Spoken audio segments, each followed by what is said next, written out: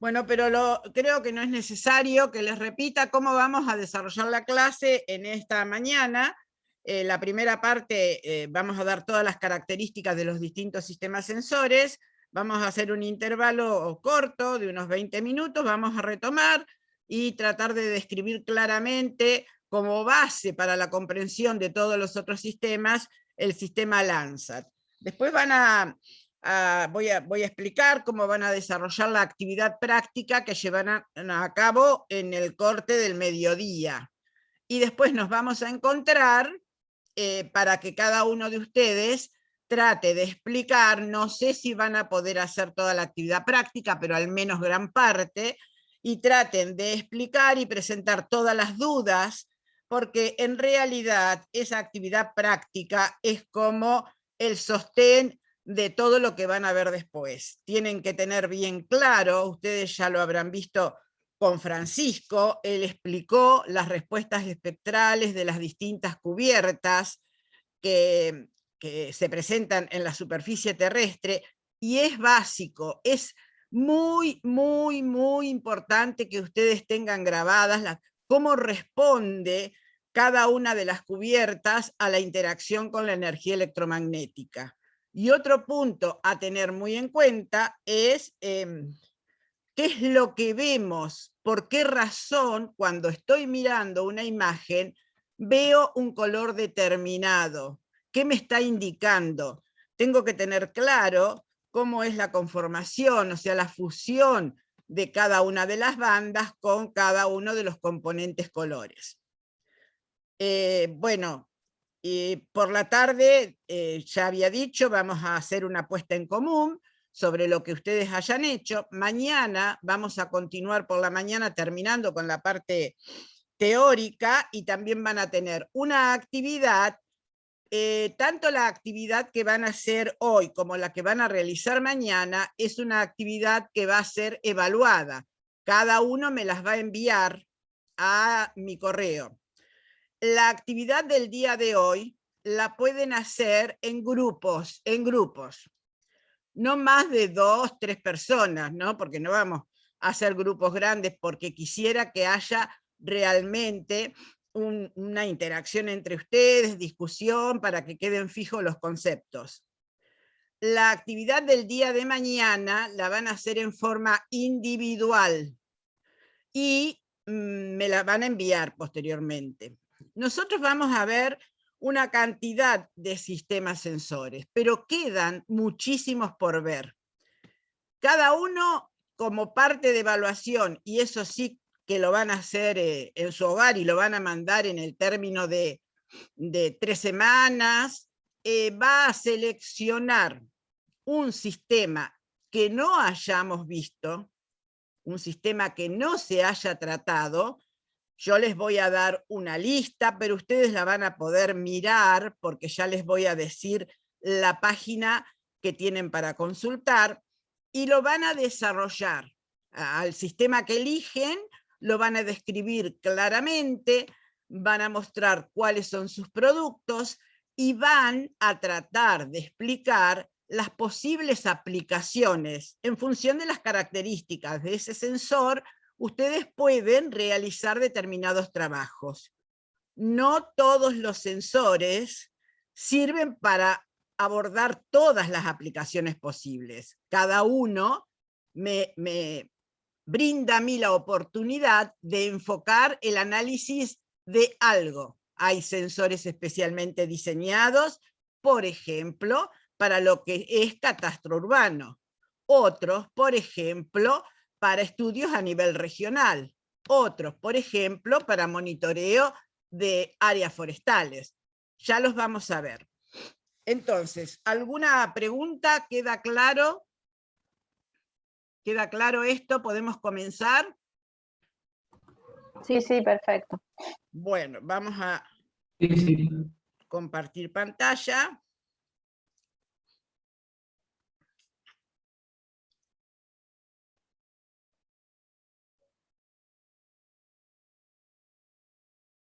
Que no es esta.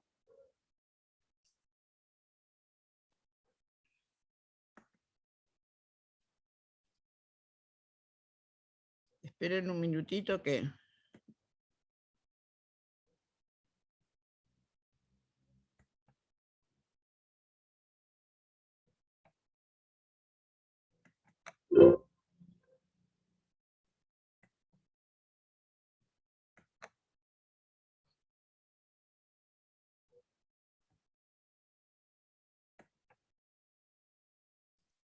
¿Está compartiendo o no, no?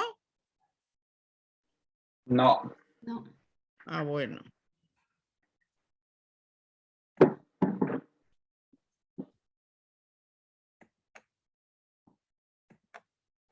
¿Y por qué?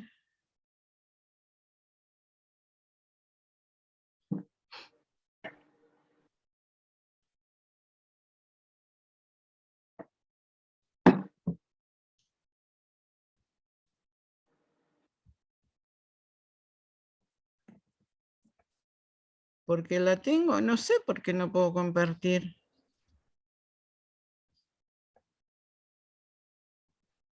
A lo mejor porque no sos más host, Cristina, no sé si, o si siguen No, siendo porque los yo dos. la designé cojos a Caro. Ah, bien.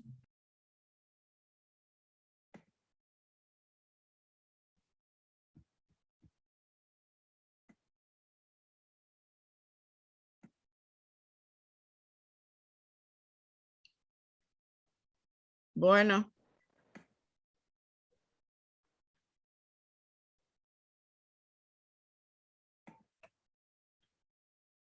Ah, bueno, qué chis. No puedo compartir.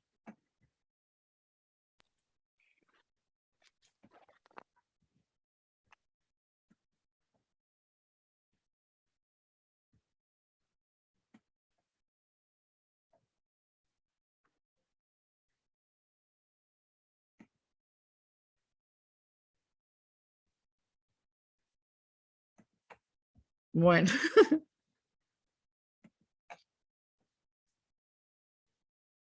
No sé qué pasa. ¿Qué es lo que te aparece? ¿Algo o no? No, la tengo acá, tengo el PowerPoint y me aparece el PowerPoint. Hago compartir y como siempre lo he hecho. Y no puedo compartirlo. Porque habías compartido antes, cerraste, y después no, había un Word que lo cerraste. Lo cerré a ese, pero ese no era. Exacto. Sí, cuando te aparece la A lo primera mejor ventana, solo, es el último claro. documento que debes haber tenido abierto o que Pero, quizás hayas- y si acá lo tengo al documento, Pero a lo mejor solo compartiste esa pantalla, Cristina, la del Word, y al cerrarlo, tenés que pasar, no, viste que te aparece una primera dejar. ventana con el último documento que compartiste, y arriba tiene que haber otro rectángulo con el no, Zoom que sí, estás ya viendo sé, ahora. pero no lo encuentro, no, no lo veo. Claro.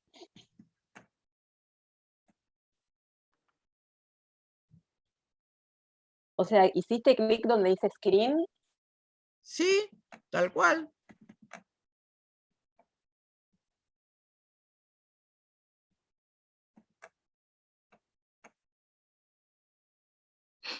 Voy a Sharing Screen. Y acá está. Ay, no lo veía yo. Estaba chiquitito y Ah, insignificante. claro. No, no lo veía yo. Perdón. Ya. Bueno, ¿lo ven bien ustedes? Sí, sí, sí. ¿Sí?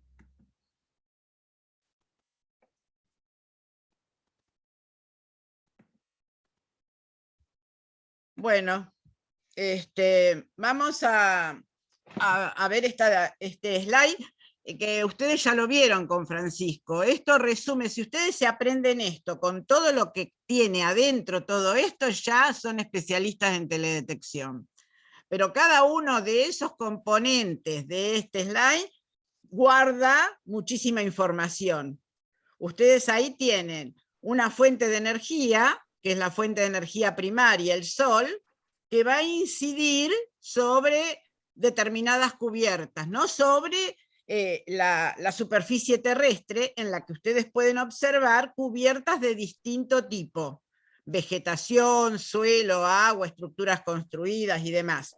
Por suerte, cada una tiene un modo particular de reaccionar cuando recibe ese flujo energético. Y por eso las podemos separar.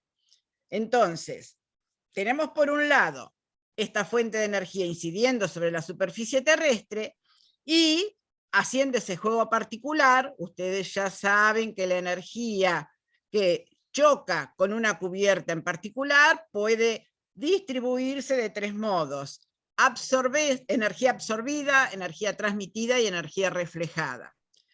La energía que reciben los distintos canales que poseen los sistemas sensores está en relación a la energía que reflejan las distintas cubiertas. Y también algunos sensores tienen la capacidad de trabajar en las longitudes de onda del infrarrojo lejano y el infrarrojo medio emisivo, y ahí entonces tienen la oportunidad de registrar la energía emitida por las cubiertas. Está claro esto, ¿no? ¿Quedó claro? No hay dudas de la clase anterior. Por otro lado, como ustedes ven acá, tenemos una fuente de energía que parte del sensor, esta línea que ustedes ven magenta, que no tiene ninguna relación con la fuente de energía primaria. Esa es una fuente de energía que parte del sensor, choca contra la cubierta, es reflejada y vuelve al sensor. En ese sentido, podemos nombrar a los sensores que se independizan de la fuente externa de energía para obtener información y poseen en su propia configuración la fuente esta de energía. Esos son los sensores denominados activos, y entre ellos podemos nombrar, por ejemplo, el radar. Los otros sensores, los sensores que dependen de una fuente externa de energía que ilumine la superficie terrestre para obtener datos, se denominan sensores pasivos. Bueno, ahí ustedes ven una plataforma, ¿no?, que soporta aparentemente, podría ser el Sentinel, datos tantos de sensores pasivos como de sensores activos. La información que es captada por los sensores que porta esta plataforma es enviada a las antenas receptoras. En la actualidad son bastante los países que poseen antenas receptoras, pero cuando se inició esta tecnología, allá por el año 1972, muy pocos eran los países que tenían antenas para recepcionar estos datos. De hecho, Argentina ocupó como de los primeros lugares en este sentido, porque en el año 1980 ya teníamos nuestra primera antena receptora localizada en Mar Chiquita, cerca de Mar del Plata. En la actualidad, y éramos los segundos en tener en América del Sur. El primero fue Brasil, unos años antes que Argentina. Pero durante muchísimos años, solo estos dos países podían obtener datos de plataformas satelitales. En la actualidad hay antenas receptoras en varios países. Llámese, hay antena receptora en Ecuador, hay antena receptora en Venezuela, bueno, Brasil por supuesto, Argentina por supuesto, ha tenido un cambio, ya les voy a explicar lo relacionado con Argentina, Chile también. Chile comenzó con una antena receptora que en realidad era como extraoficial.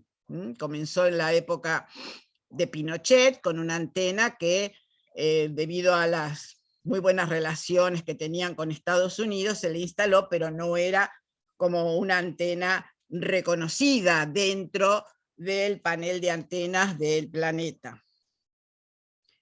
Se baja la información a la antena, en nuestro caso la antena receptora nuestra en la actualidad y a partir de la Comisión Nacional de Actividades Espaciales se encuentra en Falda del Cañete, Córdoba, a unos pocos kilómetros al norte de la ciudad de Altagracia. Ahí está desde el año 1997 la antena que recibe los datos de diversos sistemas. Una vez que es captada por la antena, se guarda de modo particular, de modo digital, como ustedes ven el panel magenta, donde se recepcionan los datos. Y se distribuye luego a los usuarios. Si bien en esta diapositiva está tanto lo que sería el modo analógico, la imagen papel, que sí se pide, se brinda, por supuesto, pero en la actualidad lo común es obtener el dato de modo digital y vía internet. Y ahí, entonces, se pueden hacer todos los procesos relacionados con el tratamiento de imágenes y llega al usuario para su utilización.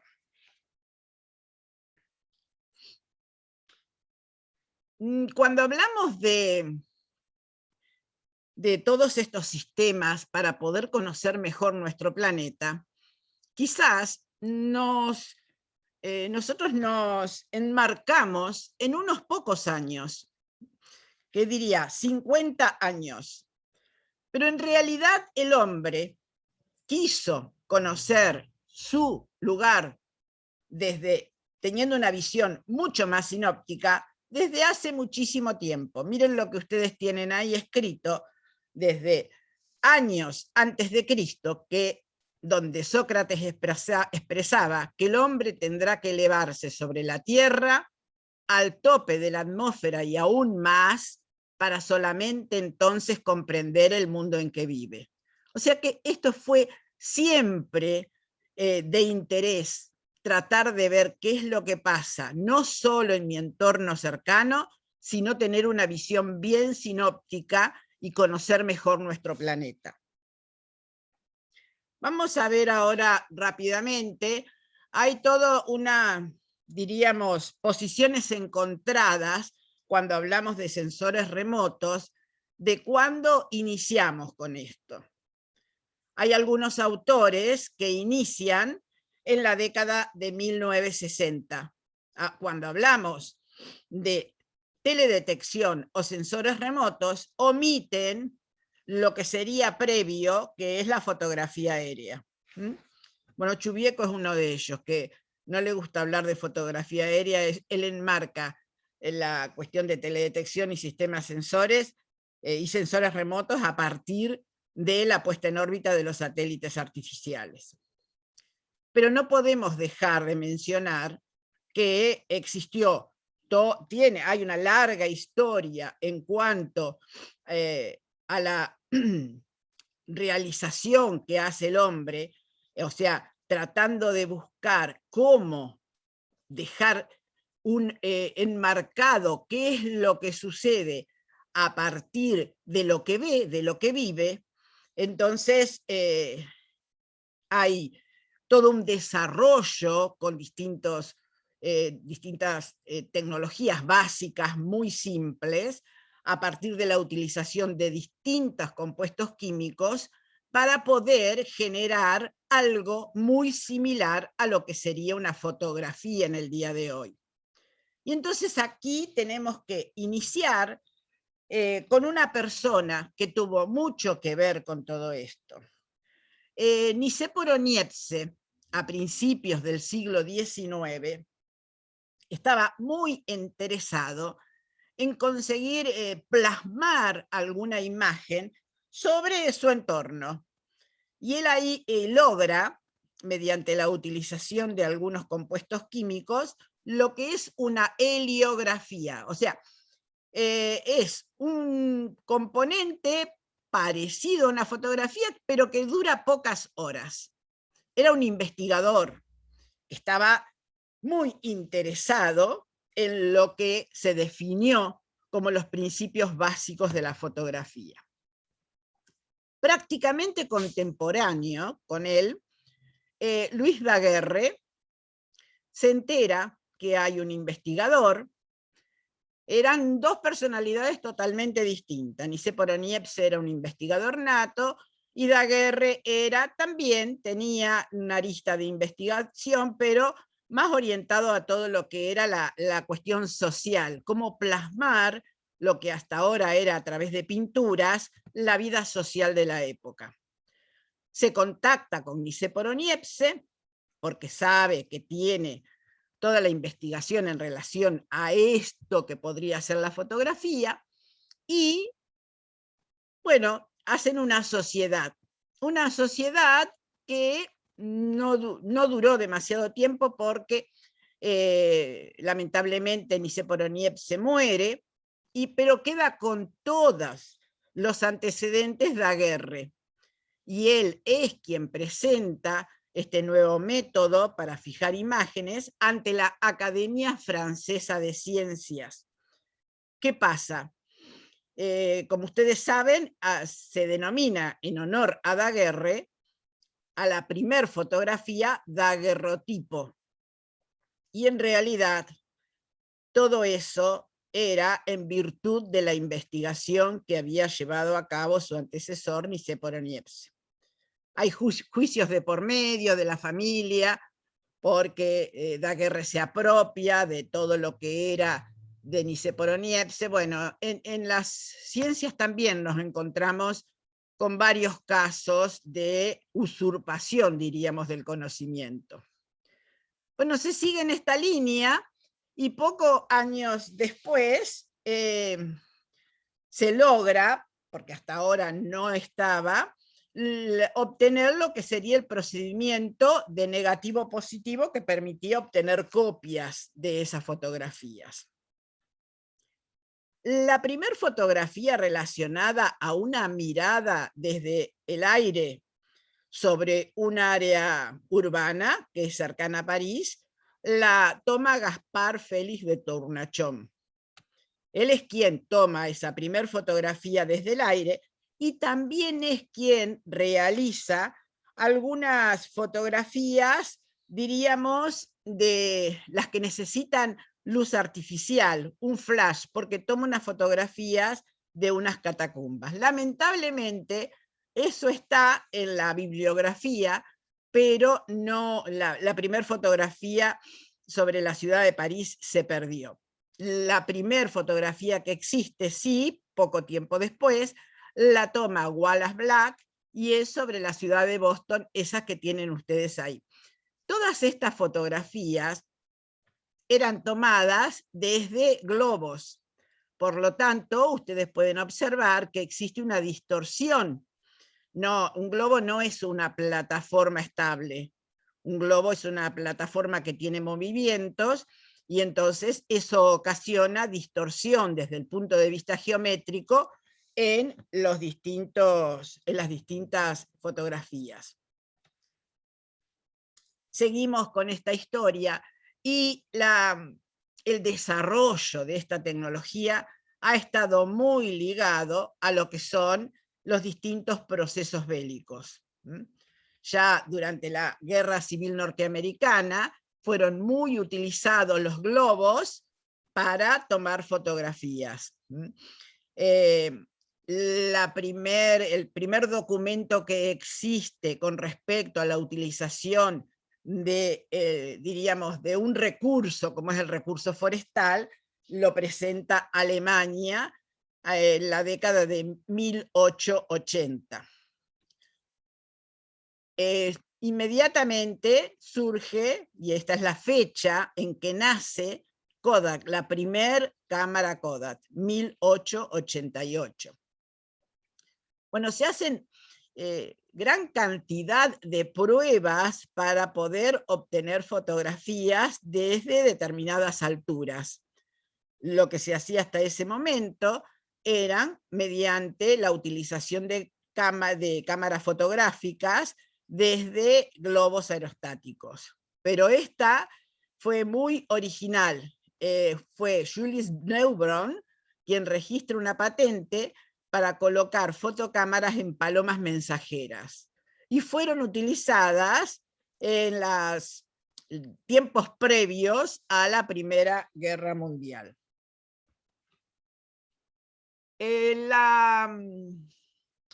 Todo el avance de esta tecnología continúa y se logran realizar algunos documentos como, por ejemplo, mapas topográficos. Se logran registrar situaciones de catástrofe, como por ejemplo la que ustedes ven ahí, que es una fotografía tomada desde un globo a 600 metros de la superficie terrestre, donde se observan claramente los desastres que había causado un terremoto.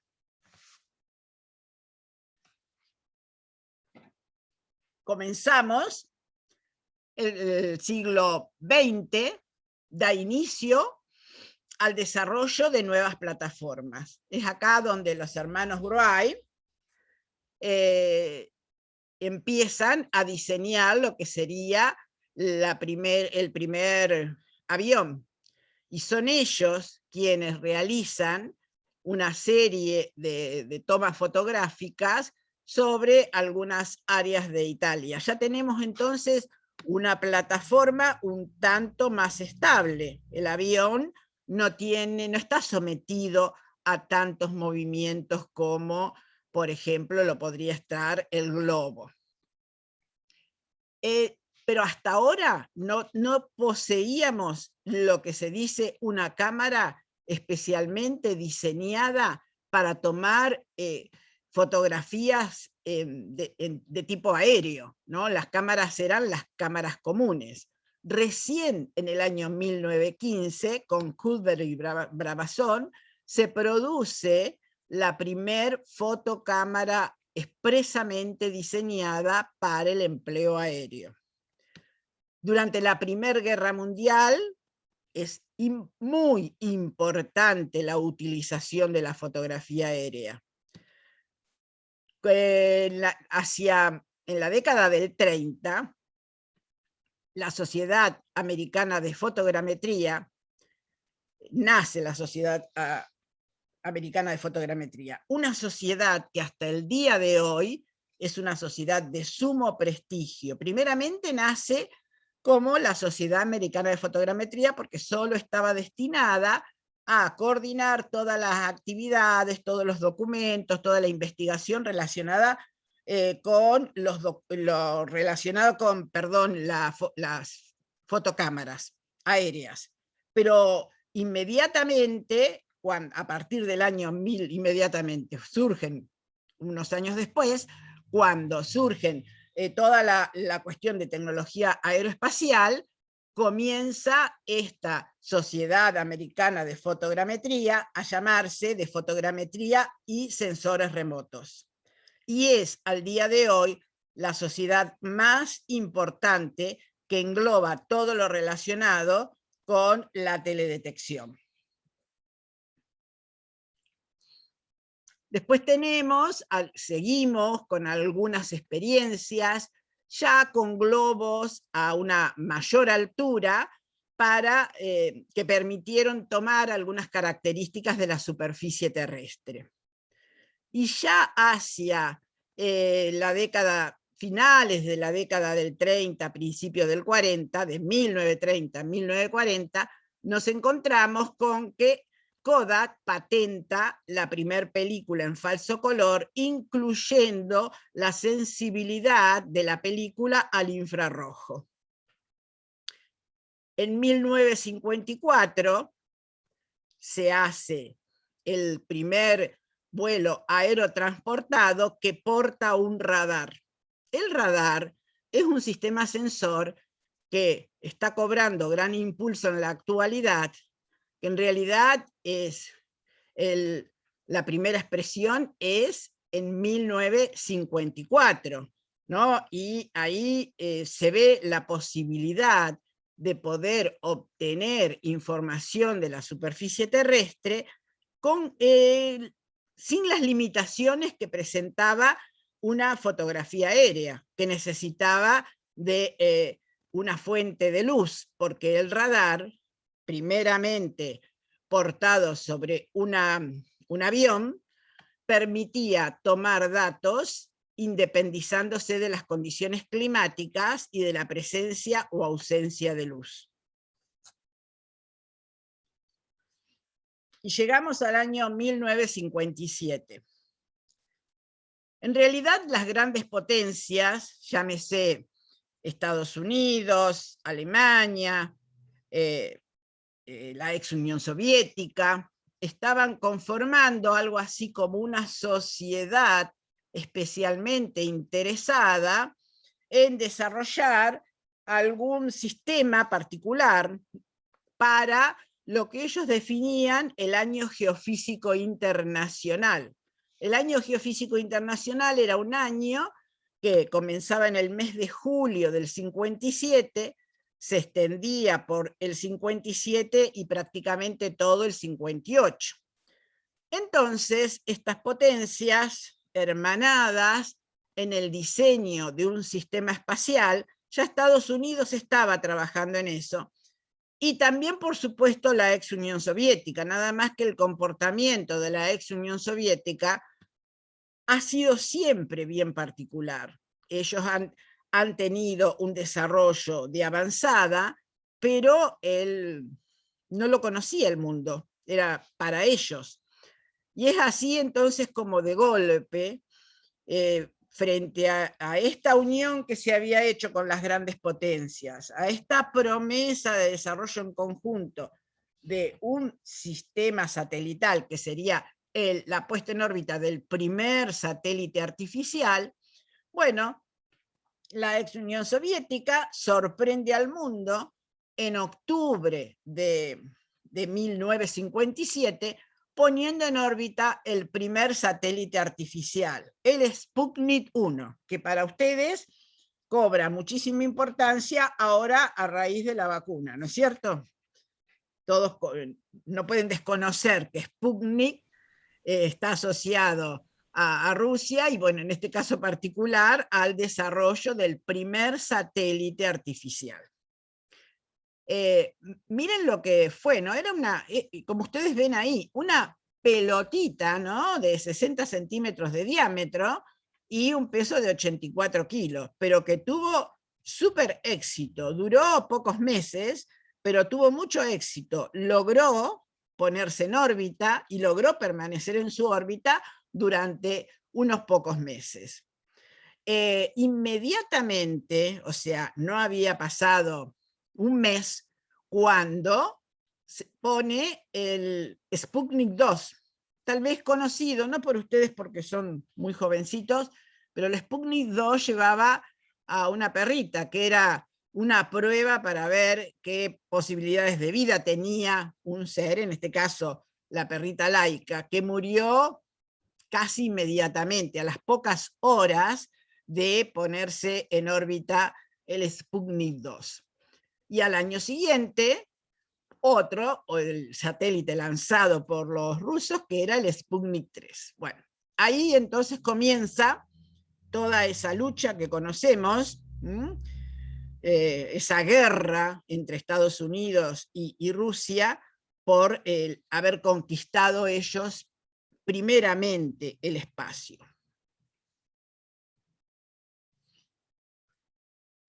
Y acá vamos a hacer referencia a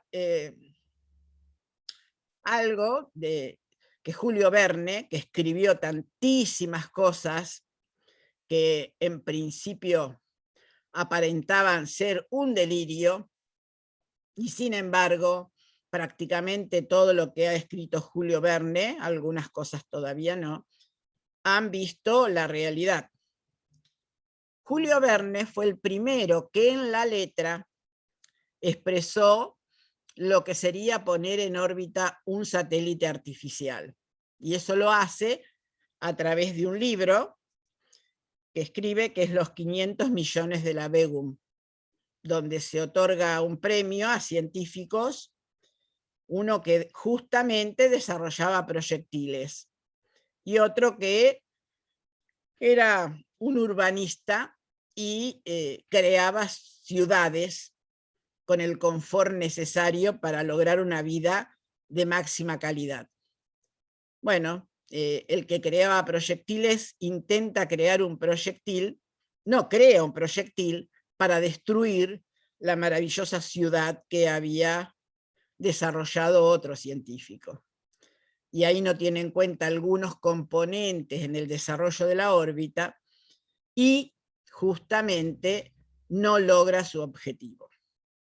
O sea que, si bien nosotros comenzamos a hablar, como dijimos recién, de lo que es la era espacial a partir de la puesta en órbita del Sputnik, otras mentes ya podían hablar y diseñar lo que sería una órbita mucho antes. Y acá quisiera hacer un paréntesis.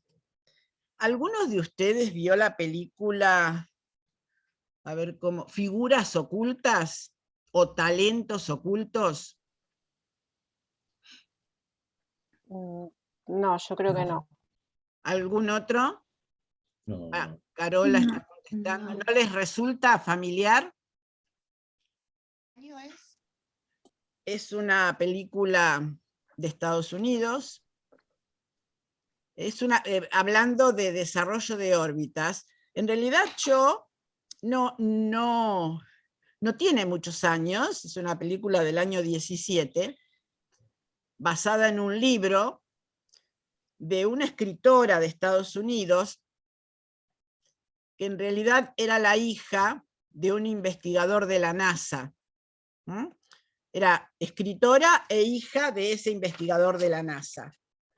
¿Y qué tenía de característico? Que era afroamericana. Y ella había visto que había algunas investigadoras, o sea, mentes brillantes, afroestadounidenses. Sí, yo sí la vi. ¿La viste? Ahora que la vas contando, sí. ¿Y no es magnífica? Sí. Bueno, sí. 3 mentes brillantes que realmente, computadoras humanas, diría yo, computadoras humanas, que permanecieron en la oscuridad por ser descendientes de africanas, no tuvieron el nombre, el renombre que necesitaban tener, pero fueron las encargadas de diseñar las órbitas de varias misiones espaciales de Estados Unidos, en particular la de las misiones Apolo, y tuvieron mucha intervención en el desarrollo de la órbita del Apolo 11.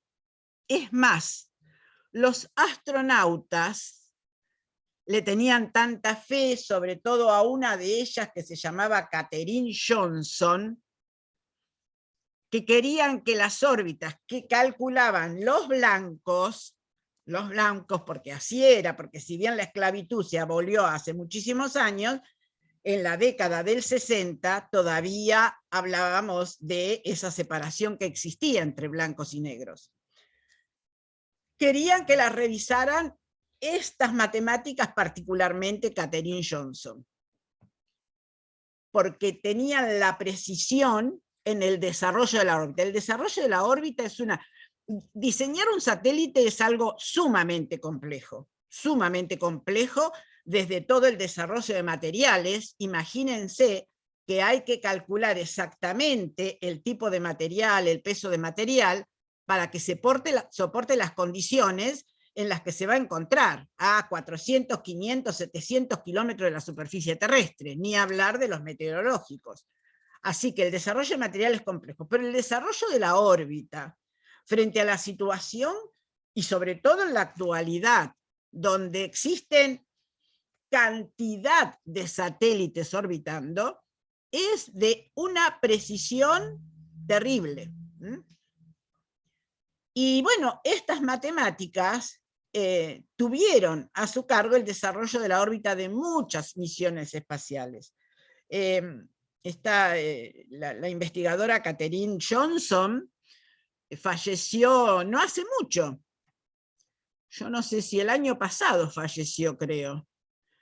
Pero esto que se conoce, que se dio a la luz, gracias a la escritora que escribe el libro para hacer la película en realidad, es muy reciente. La película se estrenó en el año 17, el libro creo que lo escribió en el 16, 2016. Y murió el año pasado Catherine a los 101 años. O sea, todo un ejemplo. La película estuvo nominada para un Oscar y por lo tanto fue invitada a la ceremonia de los Oscar.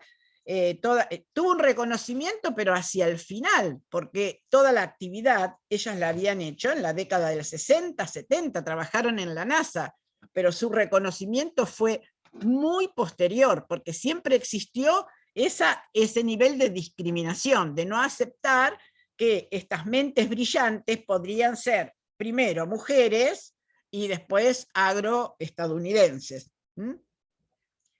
Pero bueno. Está en Netflix, la película está en Netflix, creo. Sí. Por lo menos yo la había visto en Netflix.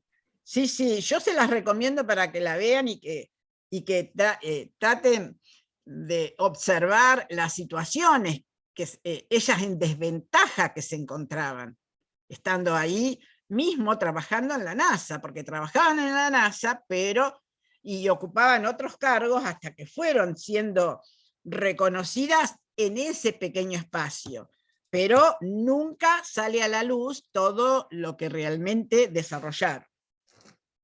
En Argentina también, por ejemplo, para la cuestión del diseño de la órbita del SAC-D, el SAC-D Aquarius, participó un investigador de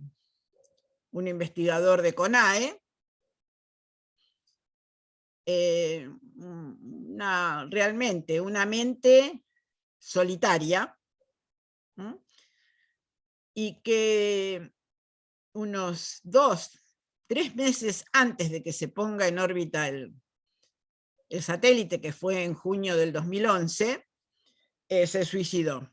O sea que la cuestión esta está relacionada con cosas bastante raras. Y bueno, se suicidó, pero el problema era que era un investigador que poco había dejado escrito. O sea que la gente que compartía con él tuvo que tratar de descifrar un montón de cosas porque no se habían traducido en documentos escritos, sino que eran todos apuntes que él tenía. Bueno, vamos a seguir con esta cuestión. Acá lo que tenemos es una serie de países en donde están desarrollando, vienen desarrollando y están en la actualidad sistemas satelitales. Hay algunos que son más importantes, otros que son de menor importancia porque son más que nada desarrollo de programas domésticos internos, pero podemos ver, por ejemplo, Argentina. Argentina comienza con el desarrollo de la tecnología espacial, no en la década del 90 cuando se crea la Comisión Nacional de Actividades Espaciales. Comienza mucho antes, porque de hecho yo les dije que la primera antena receptora estaba en Mar Chiquita, cerca de Mar del Plata, desde el año 1980. O sea que en la década del 70, 60, 70, ya estaban con algunos proyectos espaciales. Y eso en el marco de lo que se llamaba la Comisión Nacional de Investigaciones Espaciales. No sé si ustedes la han oído nombrar, la CNIE, C-N-I-E.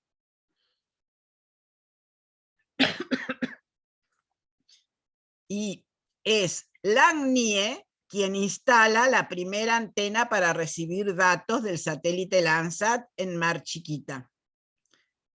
Y es en la década de 1970 cuando se envían los primeros investigadores a tomar capacitación a distintos países, a Canadá, a Estados Unidos, a Alemania, porque en Argentina no existían ese nivel de formación.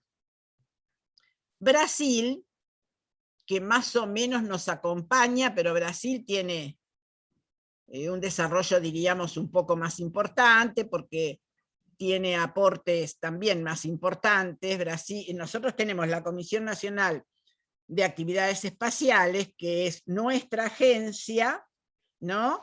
Y también, aparte de ser agencia de desarrollo de todos los proyectos espaciales, también tiene su ala de capacitación y también tiene todo lo relacionado, ustedes, a la oferta, ustedes saben la oferta que tiene con respecto a las carreras de posgrado, llámese maestría, llámese doctorado. Brasil tiene como separado esto, tiene una agencia espacial, que es la encargada de, diríamos, la comercialización de todo lo que generan, y el Instituto Nacional de Pesquisas Espaciales, que está relacionado con el desarrollo de los programas satelitales y la capacitación. Y ellos tienen, diríamos, un aporte tanto nacional como internacional bien importante. Canadá tiene desarrollos más o menos orientados a los sistemas activos, radar. China tiene un importante desarrollo en lo que son los lanzadores. Nosotros, ningún país de América tiene desarrollado el lanzador que es el cohete que va a aportar el satélite y lo va a poner en órbita. Nosotros, por ejemplo, Argentina, ese trabajo lo hace con los lanzadores de Estados Unidos.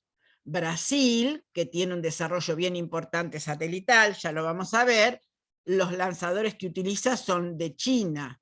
Venezuela también es un lanzador de China, o sea que China está muy bien aceitada en eso. Bueno, Europa con la Agencia Espacial Europea, Francia con el satélite Spot, Alemania también inicia tempranamente con las cámaras especialmente diseñadas para tomar fotografías desde aeronaves. India. Bueno, y así cada uno de estos países nos ofrece a nosotros la oportunidad de contar con información, algunos restringidos al área en donde se encuentran ellos y otros distribuidas a nivel mundial. Hay una página que se las recomiendo, que es Gunter Space, que les va a permitir a ustedes conocer cuál es la situación en cuanto al desarrollo de los distintos programas espaciales a nivel de planeta. Esta página, ¿qué les ofrece? Ustedes pueden acceder a la página y van a ver distintas opciones, ¿no? Si quieren pueden entrar por país y ahí les va a decir de cada país la cantidad de programas espaciales que tiene o que ha tenido, ¿no? Algunos con éxito y otros también figuran aquellos que no han logrado tener éxito. Hay países que están abordando todas las distintas aplicaciones, porque hay satélites de recursos terrestres, satélites científicos, o sea, satélites que en vez de mirar la Tierra, miran para el espacio, satélites de comunicaciones, satélites de aplicaciones militares. Bueno, ahí en esa página, vos, Carola, ¿la pudiste ver? ¿La desplegaste? Sí, la estoy viendo. Justo entré a Argentina para ver qué satélites había. Bueno, es impresionante la cantidad de desarrollos que hay. Imagínense que más o menos habrá, bueno, en actividad será la mitad, pero cerca de 6.000 satélites, ¿no? En la actualidad tenemos algo menos de la mitad. pero es para considerar desde todo punto de vista del avance que ha tenido en pocos años esta herramienta, porque son en 50 años, podemos decir, el desarrollo que tuvo, y por otro lado, tratar de observar qué es lo que pasa con los restos que quedan en el espacio sobre, diríamos, lo que podemos llamar basura espacial, que es un tema que a medida que pasa el tiempo va cobrando gran importancia. De hecho, que se están abordando distintos proyectos para ver cómo se maneja esa basura espacial. Un análisis que ha hecho la Agencia Espacial Europea, ese sería el informe más actual, porque es de este año, en donde dice que habría unos 34.000 fragmentos mayores de 10 centímetros. En realidad, cuando los satélites se desintegran, quedan pequeñas partes, pero esas pequeñas partes, debido a la velocidad que desarrollan, se convierten en elementos muy peligrosos. Y el impacto de un elemento de estos sobre un avión, por ejemplo, puede causar estragos. Eso se da con poca frecuencia. La mayor parte de estas partes caen en los desiertos, en el mar, por suerte tenemos un 70% de agua, ¿no? Pero cuando, y se van desintegrando totalmente a medida que van atravesando el espacio. Yo les decía, unos 34.000 fragmentos, decimos, no es mucho, pero no nos parece mucho, pero es importante el tamaño, mayores de 10 centímetros. Cerca de 1.900.000 y pico fragmentos entre 1 y 10 centímetros. Y más de 120 millones de fragmentos inferiores a 1 centímetro. Eso compone la basura espacial. Hay un estudio que también pueden ustedes buscarlo en internet, de un estudiante de Estados Unidos, de un estudiante de ingeniería eléctrica e informática, que es quien está diseñando el mapa de la basura espacial en tiempo real. Él es, para que lo busquen, James Shoder. James Shoder, y van a ver ustedes cómo ha ido evolucionando la presencia de la basura espacial en los últimos 70 años. Bueno, seguimos. Vamos a hacer un repaso de algunas cosas, algunos conceptos que ustedes ya tienen. Ya dijimos algo sobre, en relación a la clasificación de los sensores remotos, los dos grandes grupos, sensores pasivos y sensores activos. ¿Hay alguna duda sobre esto? Por mi parte no. ¿Está claro para todos? Cuando hablamos de sensor pasivo, nos referimos a un sensor que para poder obtener información de la superficie terrestre necesita una fuente externa de energía. Prácticamente la mayor parte de las imágenes con las que tratamos corresponden a sensores pasivos. Un sensor activo es un sensor que porta la fuente de energía y envía una señal y recibe la respuesta. Hay otro tipo de clasificación que los engloba en sensores fotográficos y sensores no fotográficos. ¿Cuáles son los fotográficos? Fuera de lo que sería la fotografía aérea. Rusia, por ejemplo, desarrolla sensores fotográficos. O sea, los sensores que portan muchas de sus misiones espaciales son fotográficos. O sea, se basan en la obtención de datos en una película fotográfica, impregnada en una película fotográfica. Los no fotográficos son aquellos que se definen como, por ejemplo, barredores o cámaras acopladas. Ya los vamos a ver en la descripción. Después hay otra clasificación que se refiere a cuál es la banda del espectro electromagnético en que operan. Ustedes esto lo vieron claramente, las distintas regiones del espectro. Hay muy poco desarrollo porque están los sensores del ultravioleta, por ejemplo, hay una cámara que utiliza Alemania, que Daedalus, que utilizaba, mejor dicho, que tiene varias bandas centradas en la región del ultravioleta próximo.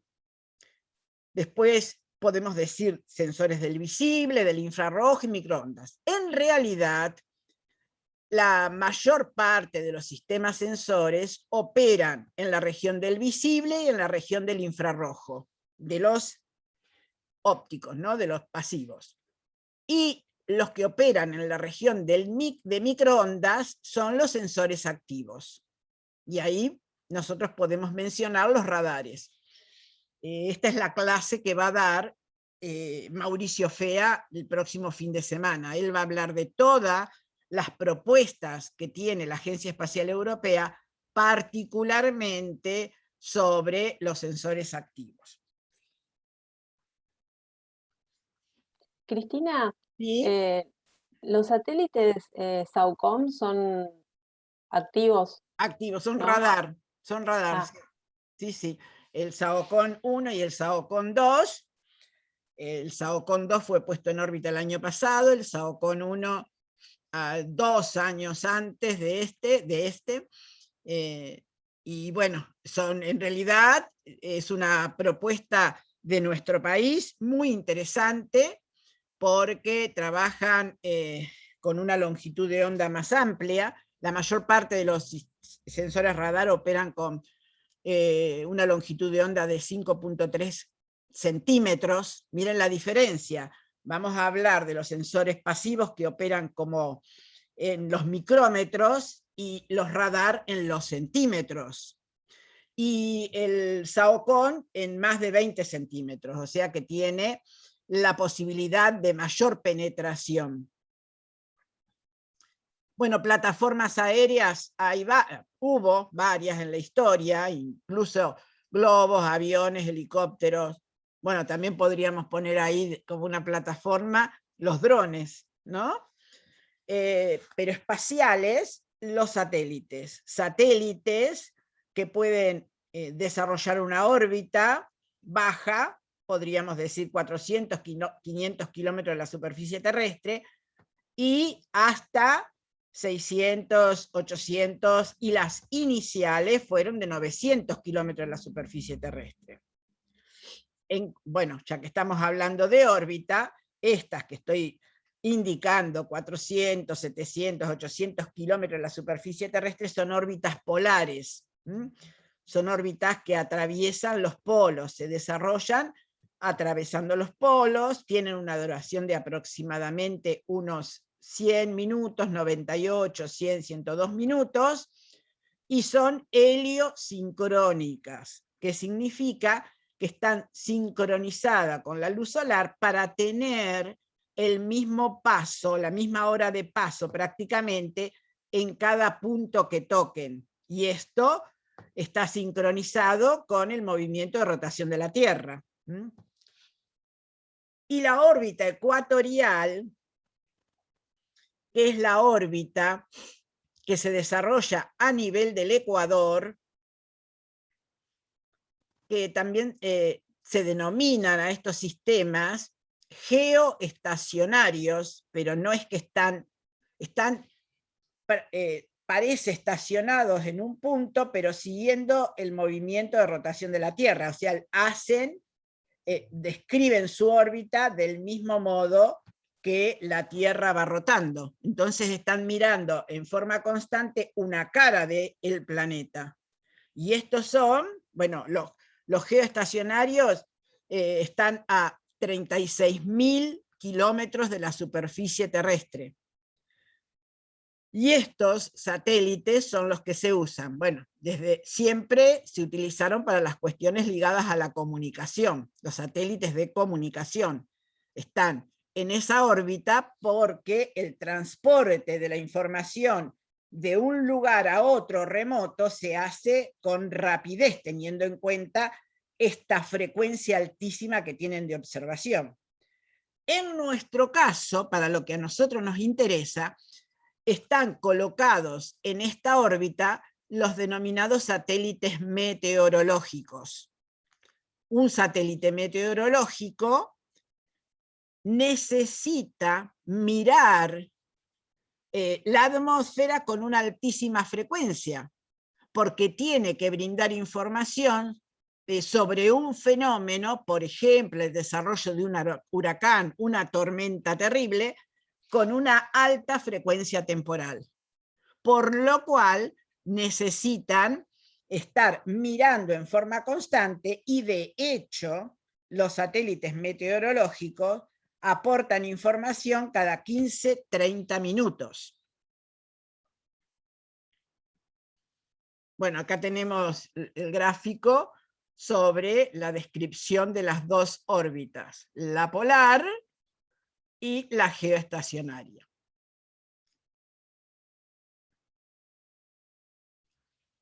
Bueno, ahora vamos a hablar de las características que poseen los distintos sistemas. Y esto es bien importante tenerlo en cuenta. ¿Por qué? Porque al momento de desarrollar un proyecto, tengo que tener muy en cuenta, bueno, mi objetivo de trabajo, qué es lo que pretendo abordar para realizar la selección de los datos con prudencia y con un grado de eficiencia alta, ¿no? De pronto, mi objetivo me indica que tengo que tener en cuenta como principal característica la resolución espacial, o la temporal, o la espectral, o algunas de ellas en forma conjunta. Para eso debo conocer claramente a qué me refiero cuando hablo de estas características espaciales, temporales, espectrales y radiométricas. Cuando nosotros definimos características espaciales, nos estamos refiriendo a la resolución espacial. Y eso tiene relación con la superficie que se logra, o sea, que se observa en virtud del ángulo que se forma el campo de visión instantáneo, que va a formar un choque con la superficie terrestre y va a definir un área mínima. O sea, hay una sección angular observada por el sensor en un momento dado. Esa sección angular, o sea, es el campo de visión instantáneo, el IFOT, corresponde a la mínima unidad de información de una imagen, que nosotros conocemos como píxel. Y esto es bien distinto. Podemos tener esta mínima unidad del orden de los centímetros hasta del orden de los kilómetros. Y eso nos va a indicar que aquella imagen que me brinde datos con píxeles de tamaño que son inferiores al metro, va a tener mayor resolución espacial, me va a permitir definir mejor, resolver mejor lo que quiero mirar, que una imagen que tiene un píxel de kilómetros. O sea, cuanto menor es el tamaño del píxel, hablamos de una mayor resolución espacial. Cristina, ¿Sí? una consulta te hago. ¿Vos sabés por qué dentro de cuando vos descargas una imagen, por ejemplo, de un satélite Sentinel o de Landsat, que son las que yo estoy acostumbrada a usar, por qué algunas bandas tienen una resolución espacial y otras otra? No, Viste que las bandas, por ejemplo, en el Sentinel hay bandas que tienen una resolución de 10 metros Y y otras otras que bandas tienen de que tienen más. 60. Sí. Sí, Pero claro, vos tenés que, al momento de trabajar, para mezclar, en principio podrías vos llevar a una u otra resolución, pero porque hay sistemas sensores que tienen instrumentos que captan determinadas bandas con una resolución espacial y otras con otra, porque cubren distintos objetivos. Vos, si vas a trabajar con Sentinel y querés tener un producto que mejore las características que te ofrece el Landsat tiene 30 metros de resolución espacial, pero también te brinda la oportunidad de tener una pancromática de 15 metros. El Landsat, sí, perdón. No, está bien. Lo que te quería consultar es esto, o sea, eso depende, lo que no entiendo es por qué si es el sensor del satélite, por qué sensa bandas con una resolución espacial y Pero otras bandas con otra. son distintos instrumentos que están tomando Claro. distintas bandas. ¿Por qué? Ok. Porque te quiere brindar a vos, por ejemplo, el MODIS también tiene algunas bandas Sí. que operan en 250, otras en 500 y otras en 1000. Son para abordar distintos estudios. Si yo, vuelvo a repetirte, si yo quiero abordar un estudio con el Landsat y digo, ay, el Landsat con 30 metros no me conforma. Y claro, podría pasar a un spot que tenga una resolución más importante, pero el spot de pronto es grabado, o sea, tengo que pagar en la mayor parte de las veces. El Sentinel me brinda una resolución de 10 metros. Si yo quiero reemplazar el Landsat por mejor característica de resolución espacial, voy a ir al Sentinel y solamente voy a utilizar las bandas de 10 metros. Son posibilidades que te da un sistema sensor de utilizar bandas, o sea que el diseño de esos instrumentos, porque no es el mismo sensor que te registra 10 y 60, son distintos. Claro, está bien, gracias. Bueno, y los objetivos para los cuales vas vos a utilizarlos también van a ser distintos. Si querés hacer un monitoreo de un área de servicios, vas a utilizar 10 metros. Si querés hacer un estudio de un área forestal a nivel de una provincia, vas a usar el que tenga menor resolución espacial. Es más, algunos instrumentos tienen distinta resolución espacial y también distinto tamaño de imagen. Que en general la resolución espacial del sensor está asociada a la franja de registro.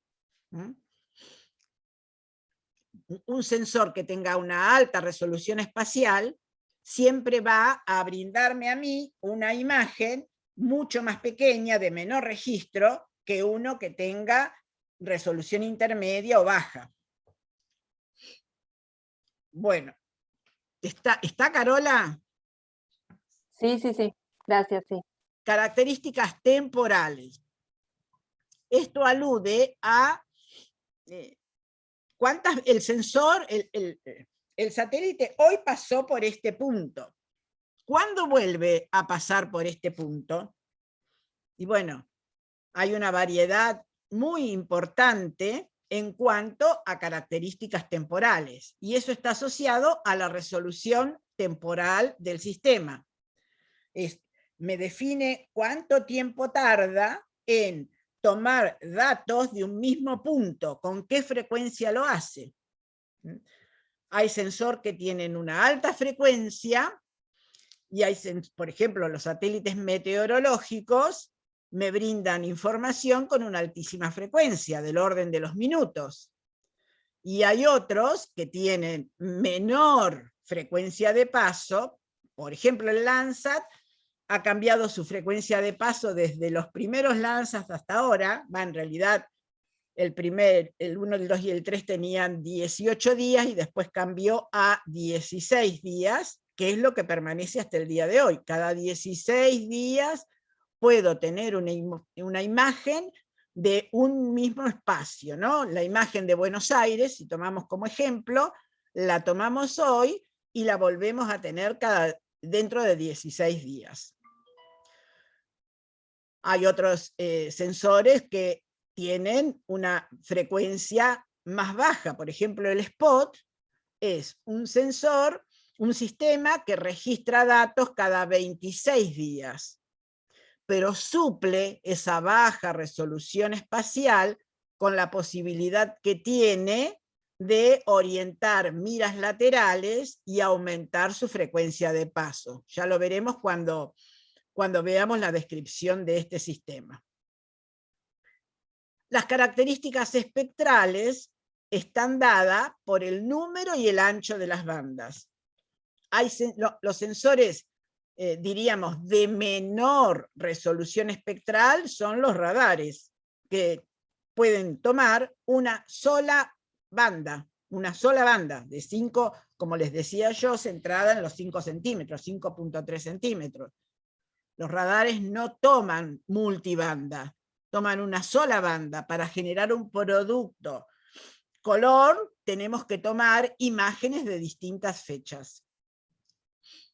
Y hay sensores de una banda, de 2 bandas. Si hay que elegir 2 bandas solamente, esas 2 bandas serán la del rojo y la del infrarrojo cercano. ¿Me podrían decir ustedes por qué razón, si tengo que elegir 2 bandas, elegiría solamente rojo e infrarrojo cercano?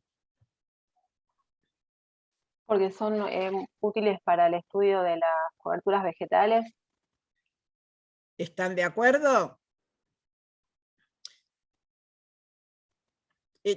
¿A los otros alumnos los tengo dormidos ahí o cómo los tengo? Porque están con cámara apagada, no sé si están durmiendo una siesta o qué. Pero ¿están de acuerdo con lo que dice Carola? La vegetación es como la vedette, la cubierta vedette. Y es verdad, si tengo que elegir 2 bandas, yo tengo la respuesta espectral de la vegetación, absorbe mucho en la banda del rojo, refleja mucho en la banda del infrarrojo.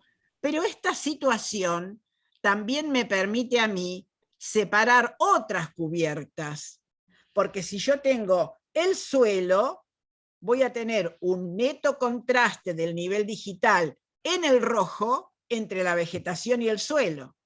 Y si tengo agua, también voy a tener, o sea que con esas 2 bandas puedo trabajar perfectamente para lograr identificar las cubiertas principales de la superficie terrestre. Hay otros sensores que tienen más de 2 bandas, 3, 10, bueno, cantidad, hasta los denominados hiperespectrales, que pueden poseer más de 200 bandas. Y esos prácticamente tienen desarrollo a nivel de aeronaves y el objetivo principal de estos sistemas sensores está orientado a estudios de tipo geológicos. Toda la prospección geológica que se realiza está, diríamos, diseñada, los sensores están diseñados para obtener muchísima información en bandas muy angostitas. ¿Y saben en qué parte del espectro están fijadas estas bandas para la prospección geológica?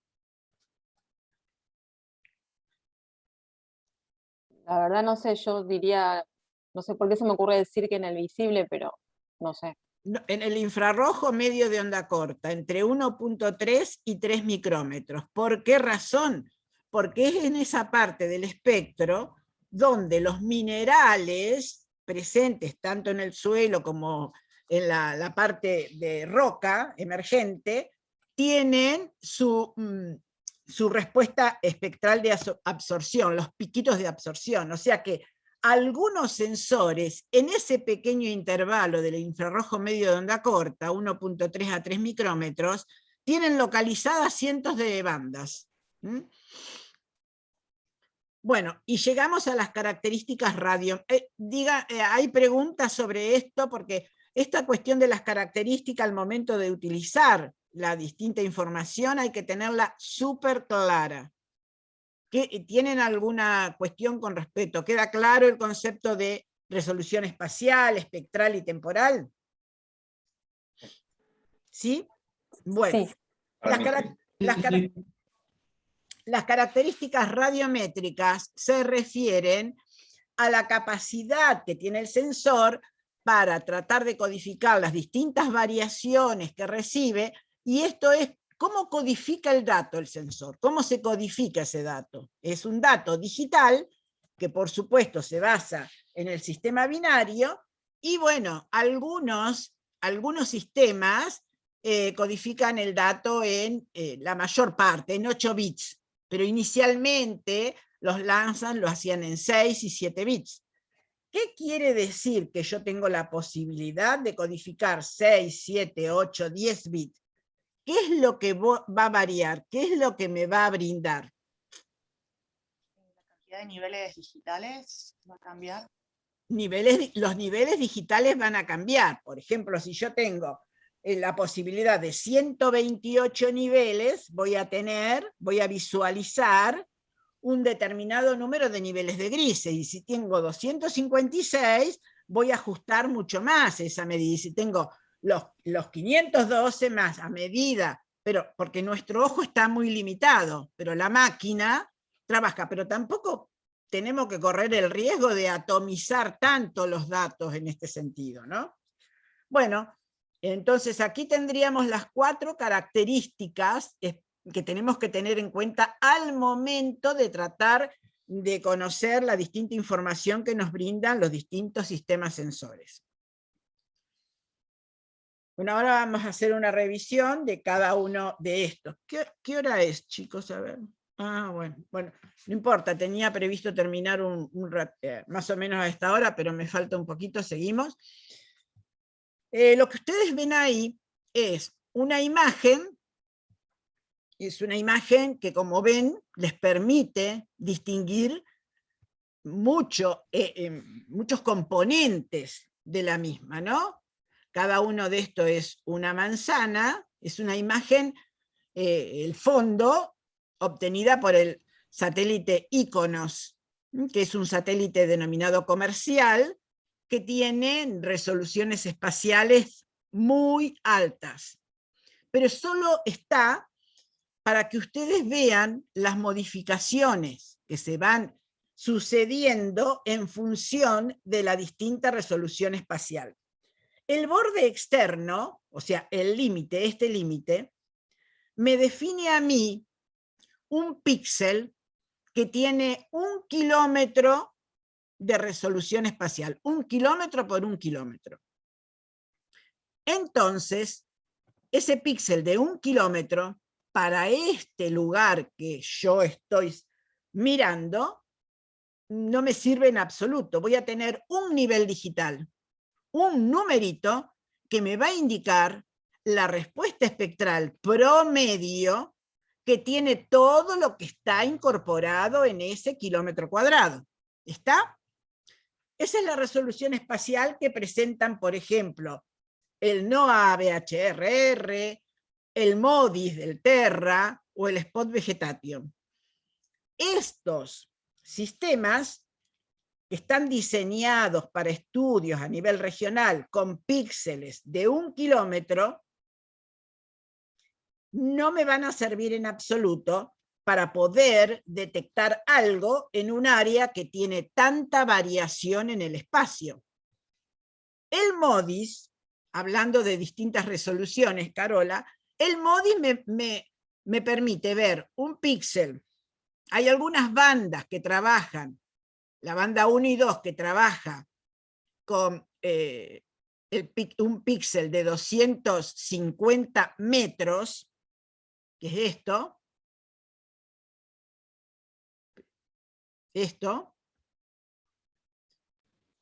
es la resolución espacial del MODIS, que tampoco sirve, de 250 metros. Otra resolución espacial para otras bandas, de la 3 a la 8. Bueno. Que tiene 500 metros. Un píxel de 500 metros. Y otra resolución espacial, que es la de 1 kilómetro en las bandas restantes. Lo que ustedes ven acá, marcado con amarillo, es lo que corresponde a la resolución espacial, para comparar, del SAC-C. El SAC-C, que es un satélite diseñado por Argentina, tenía un píxel que tuvo una vida útil bien importante, bien larga. Tenía un píxel de 175, 180 metros, o sea que abarcaba la superficie que ustedes ven ahí. ¿Es un píxel que me permite abordar esto? No, no para nada esta aplicación que estamos viendo, pero sí muy útil para monitorear un montón de situaciones ambientales, como por ejemplo monitorear incendios, monitorear inundaciones, deforestación. Acá tenemos más en claro la superficie que ocuparía un píxel, un solo dato, un solo nivel digital del SAC-C. En naranja estamos viendo las distintas resoluciones espaciales por las que atravesó el programa Landsat. Inicialmente, el borde más externo corresponde al píxel de los Landsat 1, 2 y 3 con un píxel de 80 metros. A partir de la segunda generación del Landsat, o sea, con el Landsat 4 y 5, el píxel pasó a 30 metros. Y con el Landsat 7 y los subsiguientes, Landsat 8, y saben que en este mes se pone en órbita el Landsat 9. Ahora, bueno, está planificado para el 21, 23, bueno, ahí, alrededor del 20, que se pone en órbita el Landsat 9. Es una muy buena noticia, porque el programa Landsat, pobrecito, ha tenido miles de inconvenientes, pero continúa.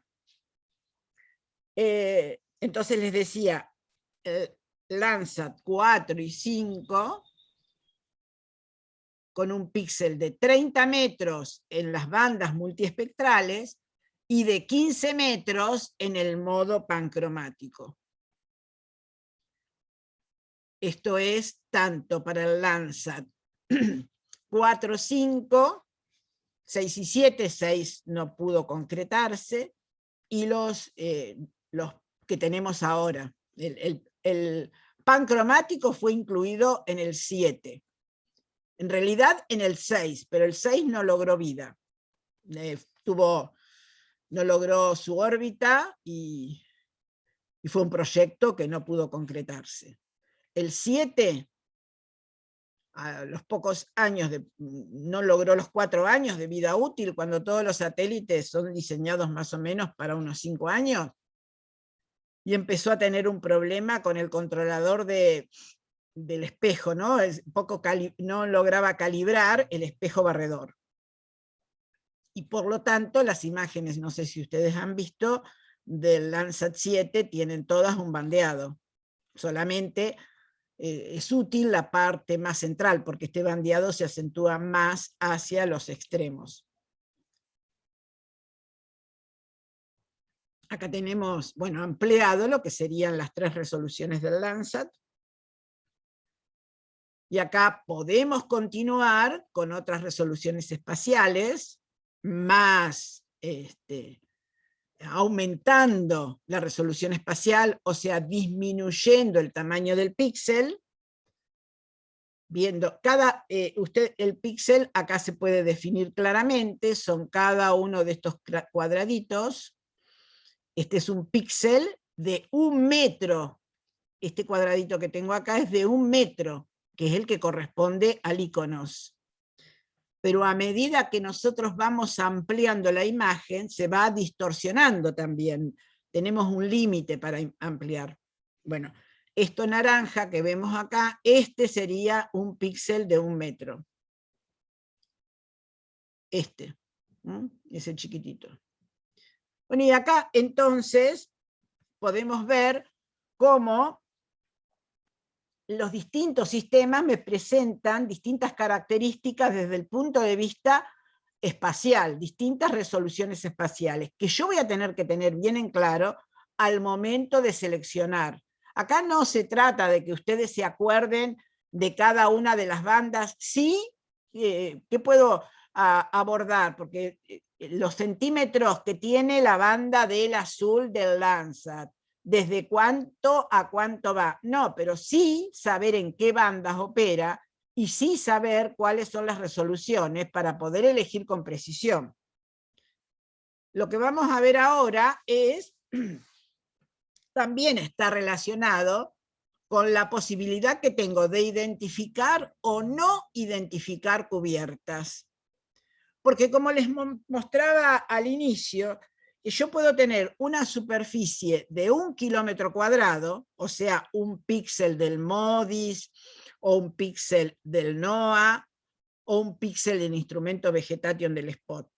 1 kilómetro. Y ese kilómetro tener una sola cubierta, como podría ser la evaluación de un área forestal, ¿no? de un área forestal que permaneciera. Ahora me resulta difícil en nuestro país lograr áreas forestales así importantes, ¿no? Porque está prácticamente muy dañado todo lo que es la presión del hombre sobre las áreas forestales, es inmensa, y quedan pequeños pañitos de la parte forestal.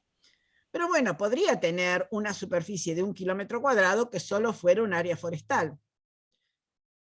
Pero si yo tengo entonces la respuesta de una sola cubierta, perfecto, voy a tener un nivel digital que me indique qué es eso.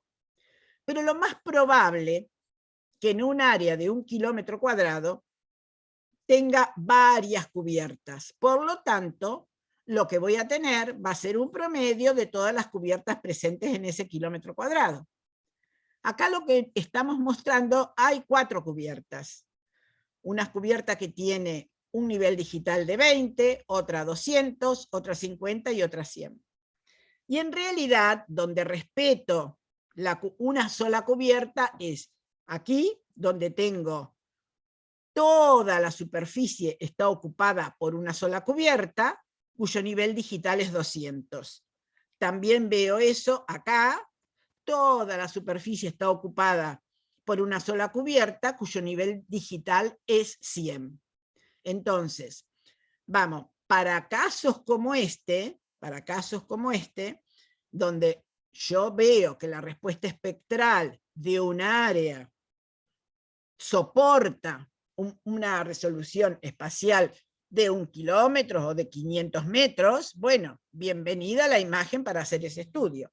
Pero en la mayor parte de los casos voy a tener situaciones como esta, en donde, por ejemplo, acá tengo una parte con una respuesta espectral de 50, bien importante, y otra parte con una respuesta espectral de 200. Por lo tanto, la respuesta a esta no corresponde ni a una ni a otra. Me está dando una respuesta espectral promedio de las cubiertas que participan ahí. Lo mismo en esta. Tengo un valor que no se relaciona con ninguna de las respuestas espectrales que tengo como referente. Y lo mismo en este caso. Acá tengo, si este píxel de 100, lo mismo que este, pero acá tengo un 160 que se refiere a la respuesta espectral de todo esto. Acá tengo un 190 por la proporción que tengo de respuesta espectral de 100 y la proporción que tengo de respuesta espectral de 200. Y así sucesivamente. O sea que esto me relaciona las distintas respuestas espectrales en función de las resoluciones espaciales. Eso es un criterio a tener en cuenta al momento de seleccionar la imagen. No, yo tengo que tener en claro qué es lo que quiero monitorear.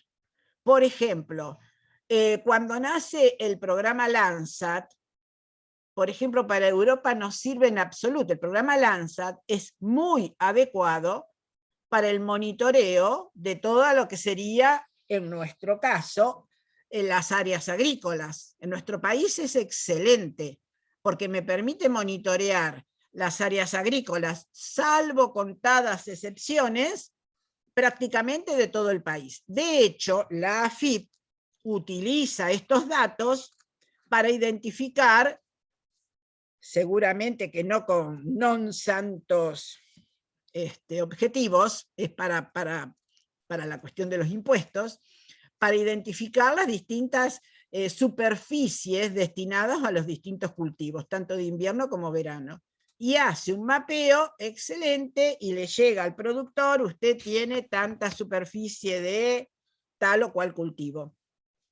En Europa eso no se pudo hacer, porque la atomización de las parcelas en Europa es tan grande que el Landsat con esos 30 metros no le servía para nada. Recién, imagínense que el SPOT se crea teniendo en cuenta esas características. El SPOT, satélite francés, con la participación de algún otro país de Europa, tiene una resolución espacial mejor que la que ofrecía el Landsat en ese momento, y ahora mismo, ¿no?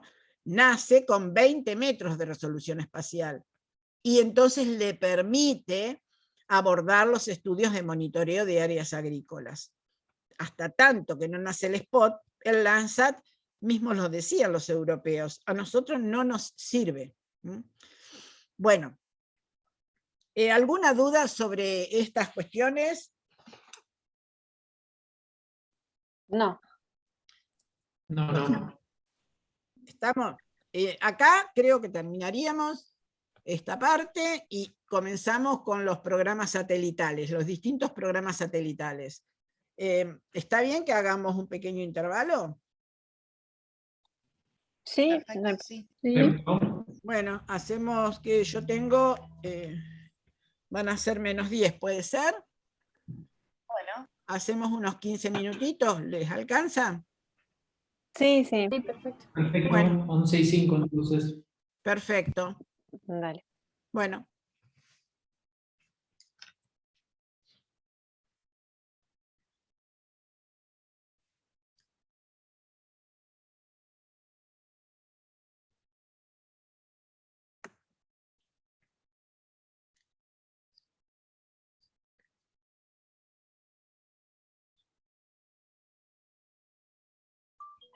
Cristina, por ahí se puede cortar la grabación ahora. Sí, eso iba a ser, no, estaba leyendo los mensajes que habían dejado en el chat, porque